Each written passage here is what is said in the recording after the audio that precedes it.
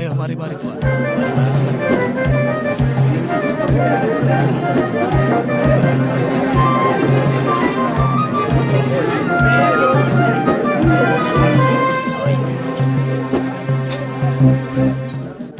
Wahai Abu Sufyan. Ya, ada apa? Kami telah menjual seluruh barang dagangan yang kami bawa dari Mekah. Lalu apa yang kau tunggu? Cepat kau beli seluruh barang-barang yang ada di sini untuk kita jual kembali ke Mekah. Agar keuntungan kita bertambah. Benar.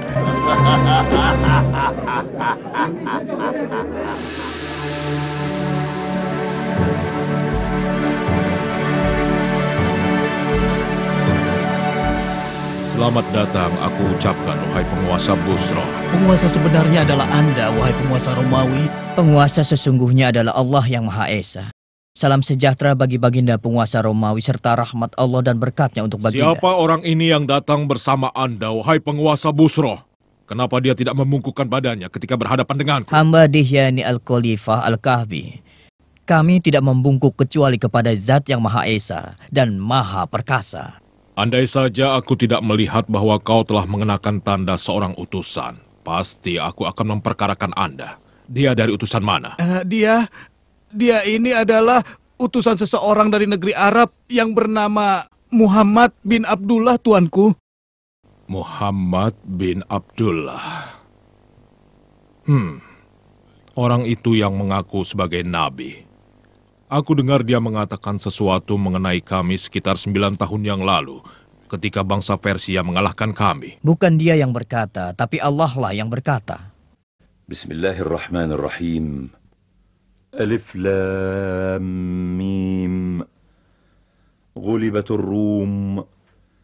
Fi adna al-ardi wa hum min ba'di ghalabihim sayaglibun. Fi bid'i sinin. لله الأمر من قبل ومن بعد ويومئذ يفرح المؤمنون صدق الله العظيم. Maha benar dia yang mengutus Anda untuk menyampaikan apa yang dia terima dari Tuhannya. Terbukti kami telah menang menghadapi Persia. Dan diriku telah berkaul bila menang menghadapi Persia, aku akan berjalan kaki dari Hom menuju Baitul Maqdis. Dan aku telah melaksanakan kaulku. Benarkah kalian bergembira atas kemenangan kami? Benar sekali. Karena kalian pemeluk agama Nasrani yang menyembah Allah, sedang bangsa Persia adalah penyembah api, air, dan berhala. Oh, begitu. Baiklah, bawa kemari suratnya.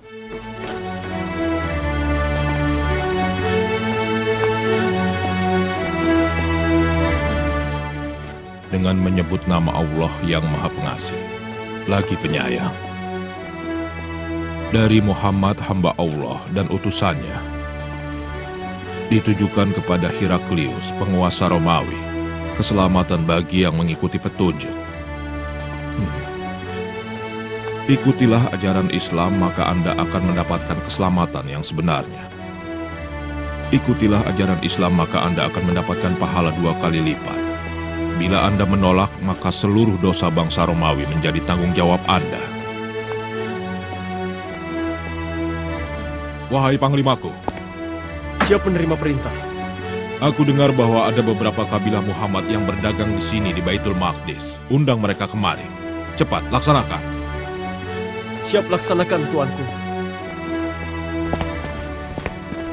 Sebentar lagi kita akan tahu kebenarannya. Mulailah menulis amar. Dengan nama Allah yang Maha Pengasih lagi Maha Penyayang. Ditujukan kepada Muhammad utusan Allah. Dari Najasyi Asama. Salam sejahtera. Aku bersaksi bahwa Anda adalah utusan Allah. Dan aku membaiat Anda. Dan aku menyatakan menjadi seorang muslim karena Allah Tuhan pencipta alam.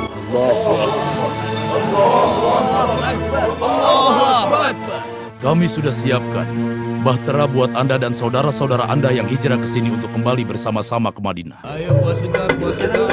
Mari. Ya, silakan tuan, silakan.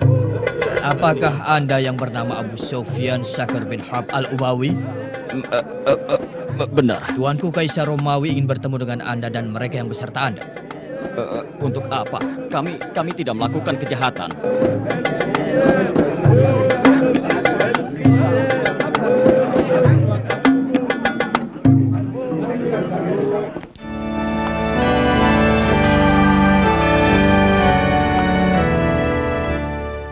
Aku telah mempelajari tentang orang yang disebut sebagai nabi. Dia tidak memerintahkan memakan sembelihan yang menjadi bangkai. Dia bukan seorang penyihir sesat. Dia bukan pula paranormal yang kerjanya berbuah. Aku telah menemukan pada dirinya tanda-tanda kenabian. Dan itu tidak bisa dipungkiri. Lalu bagaimana Anda membalas suratnya?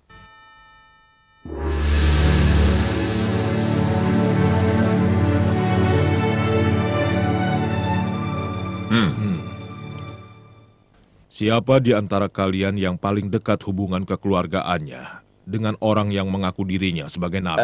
Hamba tuanku, tapi kami di Mekah tidak mengingkarinya dan menolak semua ucapannya. Mendekatlah kepadaku dan juga orang-orang yang bersama Anda.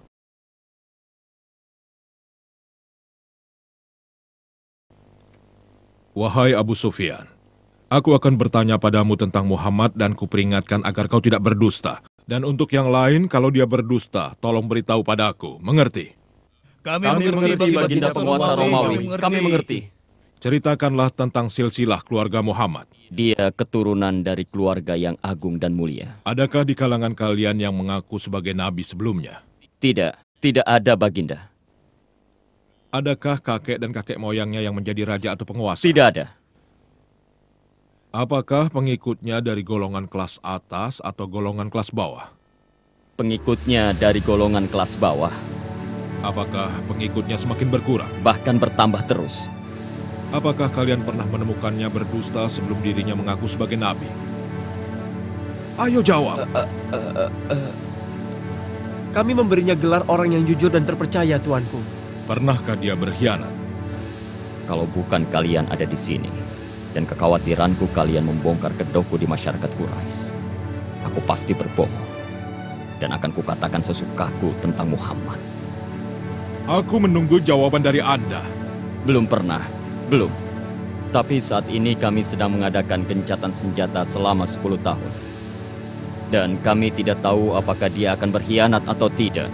Apakah kalian memeranginya? Bentrokan di antara kami sering terjadi. Satu masa mereka menang dan satu masa kami yang menang. Lalu apa yang dia serukan? Dia sering berkata, "Sembahlah Allah yang Esa, dan janganlah kalian menyekutukannya dengan sesuatu." Dia juga melarang kami menyembah berhala yang telah disembah oleh nenek moyang kami.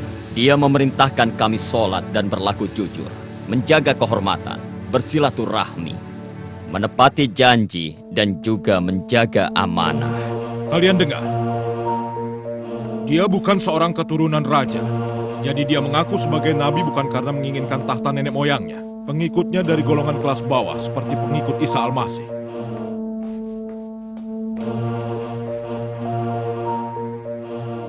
Dia tidak pernah berbohong pada manusia. Jadi kalau dia tidak berbohong pada manusia, mana mungkin dia berbohong pada Tuhannya? Dia memerintahkan jujur dan menjaga kehormatan dan menyerukan agar menyembah Tuhan yang satu. Aku mengetahui bahwa akan datang seorang nabi, namun aku tidak menyangka bahwa dia datang dari golongan kalian. Bila keterangan kalian benar, maka dia berhak memiliki tempat di mana aku berdiri. Bila diriku berada di sisinya, akan kucuci kakinya. Itulah yang akan aku lakukan bila aku bertemu dengannya. Ini tidak mungkin. Ini aneh. Diam kau.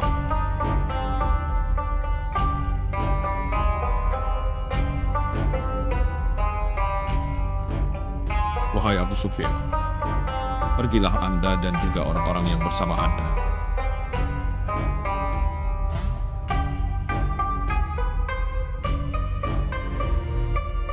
Tersenyumlah. Bergembiralah, wahai Dihya. Karena Heraklius, Kaisar Romawi, merasa takut terhadap Muhammad dan membutuhkan sihirnya. Bismillahirrahmanirrahim. Innaka la tahdi man ahbabt, ولكن الله يهدي من يشاء وهو أعلم بالمهتدين. صدق الله العظيم. بسم الله الرحمن الرحيم. الذين يتبعون الرسول النبي الأمي الذي يجدونه مكتوبا عندهم في التوراة والإنجيل يأمرهم بالمعروف وينهاهم عن المنكر ويحل لهم الطيبات ويحرم عليهم الخبائث ويضع عنهم إصرهم والأغلال التي كانت عليهم. فالذين آمنوا به وعزروه ونصروه واتبعوا النور الذي أنزل معه أولئك هم المفلحون. صدق الله العظيم.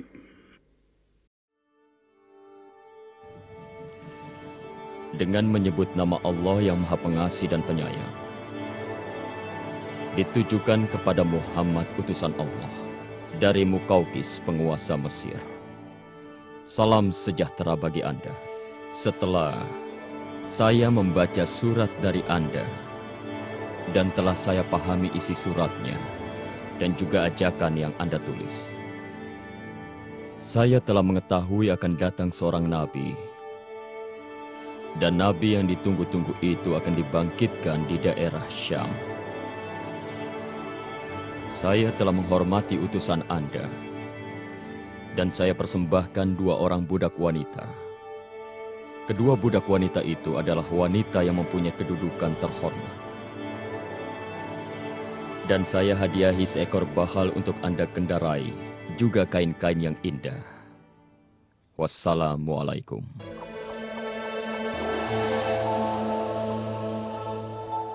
Demikianlah kisah pertemuanku dengan Heraklius, penguasa Romawi, ya Rasulullah. Beliau menyertakan kepulanganku dengan berbagai macam hadiah, harta, dan kain-kain yang indah. Demikian pula halnya dengan Mukaukis, penguasa Mesir. Beliau menyambutku dengan penghormatan yang luar biasa dan juga memberikan hadiah bermacam-macam untuk Anda, Rasulullah. Beliau mempersembahkan buat Anda 2 orang budak wanita yang di Mesir mempunyai kedudukan terhormat. Mereka adalah Maria dan Sirin. Dan mengenai Kisra penguasa Persia, dia telah merobek-robek surat Anda, ya Rasulullah. Saat itu juga Rasulullah berdoa kepada Allah, memohon agar kerajaan Kisra dirobek-robek. Hei Muhammad, Yahin Shah, sang raja di Raja Kisra, memerintahkan Raja Bazan untuk menangkap Anda. Ayo bangunlah, bangunlah. Ikutlah bersama kami untuk menghadap Kisra. Bila Anda menolak ikut kami, maka bala tentara kami akan merubah dataran ini menjadi neraka. Meskipun dalam keadaan terancam, Rasulullah Shallallahu Alaihi Wasallam meminta kedua prajurit itu kembali menemui beliau keesokan harinya. Kenapa?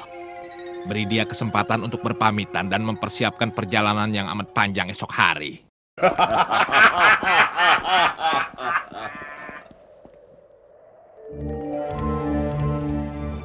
Malam harinya, yaitu malam Selasa, tanggal 10 Jumadil Ula di tahun ke-7 Hijriah, Rasulullah Shallallahu Alaihi Wasallam diberitahukan bahwa si Rohab putra Kisra telah melakukan perebutan kekuasaan. Kisra dibunuhnya, lalu dia mengangkat dirinya sebagai penggantinya. Allah telah merobek kekuasaan Kisra melalui tangan putranya.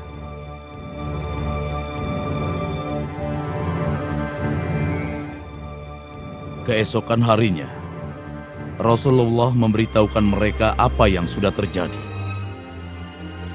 Sadarkah engkau atas ucapanmu, Muhammad? Apa kau ingin kami menyampaikan kepada raja semua ucapanmu itu? Rasulullah Shallallahu Alaihi Wasallam bersabda kepada keduanya, "Ya, dan kalian sampaikan kepada Badzan bahwa agamaku dan kekuasaanku akan melebihi apa yang telah dicapai Kisra." Dan ketika Badzan mengetahui kebenaran berita terbunuhnya Kisra di tangan si Rohab, kemudian Badzan dan orang-orang Persia yang berada di Yaman memeluk agama Islam.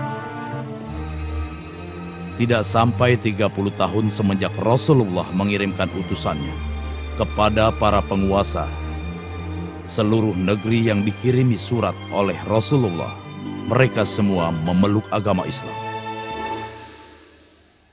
Bismillahirrahmanirrahim. Qul ya ayyuhan nasu inni rasulullah ilaikum jami'a alladhi lahu mulku as-samawati wal ard la ilaha illa huwa yuhyi wa yumit فآمنوا بالله ورسوله النبي الأمي الذي يؤمن بالله وكلماته واتبعوه لعلكم تهتدون. صدق الله العظيم.